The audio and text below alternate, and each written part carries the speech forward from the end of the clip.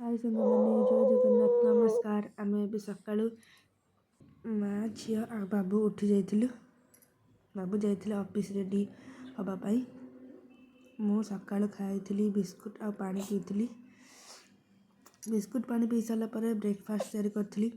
Breakfast आज था पिठा आ been भजा टमाटो पकईकि भाजी। तापर लंच प्रिपरेशन करी भात डालमा। आज सोमवार थिला से आम साधा तैयारी करूँ। भात डालमा थिला तापर थिला बैगन भजा आ बीन भजा। बैगन देखिए गोले गोले काटिकी भाजी आ बीन भी भाजी।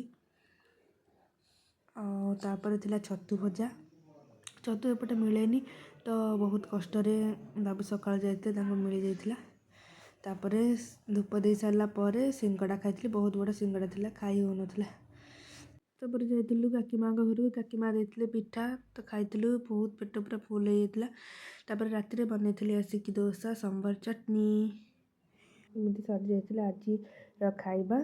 तो ये रोचे। नमस्कार जय जगन्नाथ। मो चैनल टी को लाइक सब्सक्राइब एंड शेयर करेंगे।